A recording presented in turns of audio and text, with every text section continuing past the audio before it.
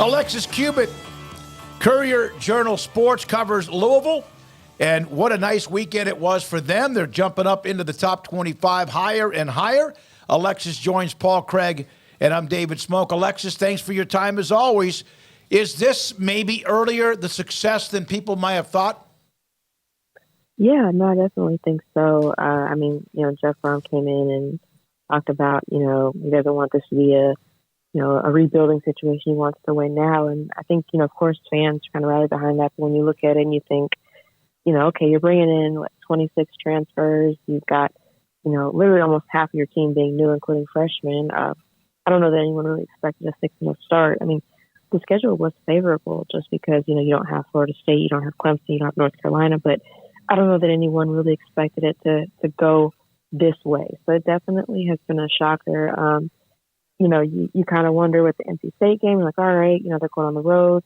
Carter Finley's a tough place to play, but you come out of there with a, close win, and then you get, Notre Dame at home, and, they just had that crazy win against Duke, and you kind of think, okay, maybe this is the one, and they go out there and, turn a 6.5-point underdog into a 13-point win. So, I definitely think that it's a kind of a storybook type of story, with Jeff Brohm coming back, but no, it's definitely far exceeded my expectations to this point. I kind of felt like just watching some of the fans in the game the other night is like they're yelling like, see, we told you, Louisville athletic department, just bring him back. It'll all be better if you just bring him here. Yeah, no, definitely. I don't know if you guys ever saw, but on Twitter, there was the Bring Brohm Home guy.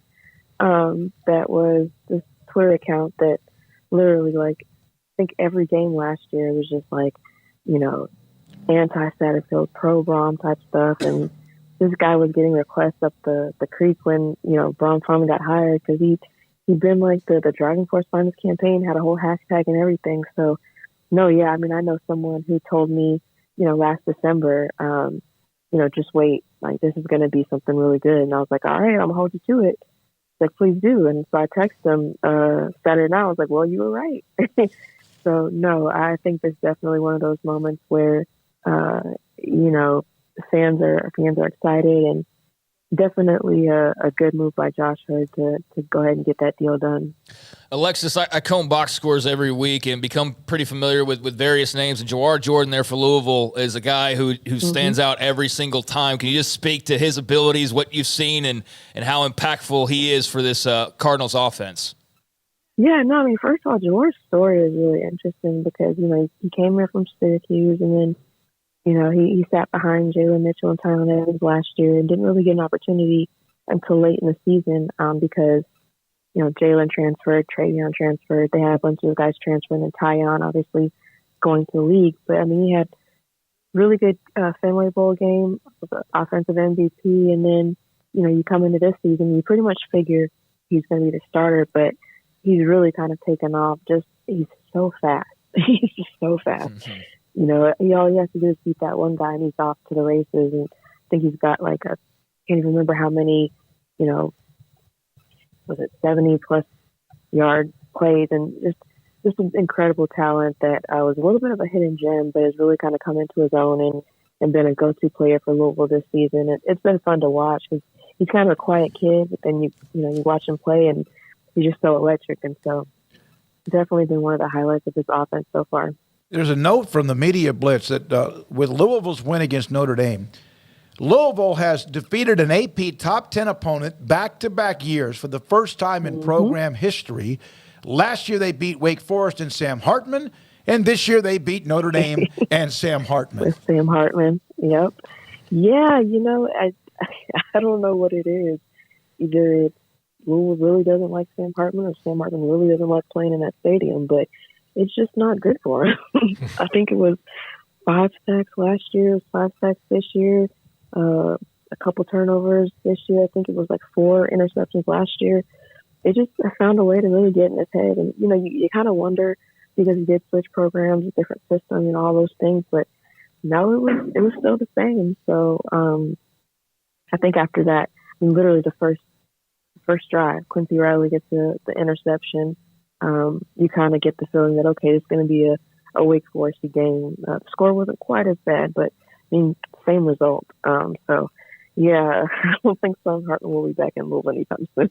Yeah, I think also like the next time he hears a Jack Harlow song, he's going to throw his iPod at the wall. Right. But exactly. Jack was probably one of the ones heckling him too. So yeah, he was right there in the end zone the whole game. Alexis, just moving forward, again, their schedule is they got the great deal that North Carolina still undefeated, FSU still undefeated, and none of those three teams play each other.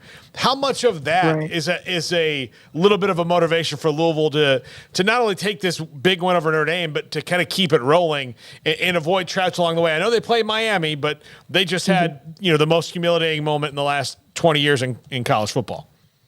Yeah, no, definitely. So the thing is with Louisville right now, and we talked about this, and shameless plug, but I'll have a story out tomorrow about it. But when you look back at Jeff Brohm's career, he's won, really big games before.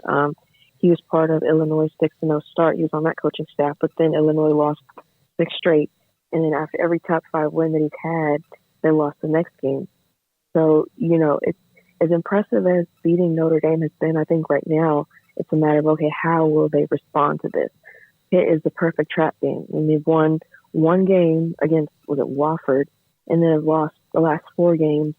They're, got a new quarterback and moving some things around. So this, I think, it will say, I mean, as crazy as it sounds, I think this game will say more to me than last week's, because you want success, but you want just that sustainability. And so I think that's going to be really important to build that against Pitt. Then they'll have to buy, and then they have Duke. But yeah, I mean, and then they have the 2 Virginia schools, which, there's that. Before they go to Miami. So I think you just kind of have to keep building on those wins and making sure that you're at your best when you do play Miami, because, yeah, I mean, the ACC championship game is well within reach right now. And, everybody's starting to figure out what those tiebreakers would look like. And then you go to, the ACC opponents. And so may not be the best for Louisville right now, considering the opponents that they do face. But, I mean, yeah, it's definitely on the mind, and will be important for them to keep rolling. Alexis, last thing for me is that obviously things have simmered down, but they're still there when it comes to the ACC, and some schools unhappy. Some schools are just kind of looking around of, okay, wait a minute, what's going to happen with us if, in fact, the ACC is the next one to have any kind of turmoil? Where does Louisville stand in all of this? How would this all affect them? I think for them, adding the schools with SMU and Cal Stanford was good, because it just helps them kind of, I guess, strengthen the league. I don't know if they really have a dog in the fight at this point. They're not really at the level of the Clemsons and the FSUs yet, but they're not exactly, Georgia Tech to say. So I think they're kind of in that mid-pack where I don't know that they necessarily gain anything from, I don't know. It's just a weird situation because they don't have that brand. But I think they're building up to that, and that's why it's so important for them to have or get that success in football, so that they can kind of elevate themselves. But I think right now, if the ACC were to fold, it would definitely be detrimental for them. So I think that their success largely depends on the success of the conference and trying to keep that going. Right now, what's more important, Louisville football with Brohm at 6-0 or Louisville basketball, because that's usually the case?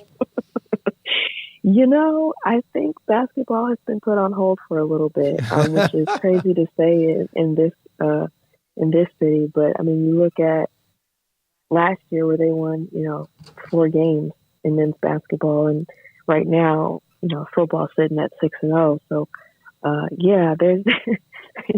I think it's safe to say that for maybe, I don't know, I don't say first time, because 2013 was really big, but then they won national championship basketball. But I think at least for one of the first times in Kentucky sports history, you got football kind of, at least in Louisville, football is a little bit elevated right now. Good. The hometown hero, right, is there with Jeff Brohm. Thanks for your time, Alexis. We appreciate you anytime.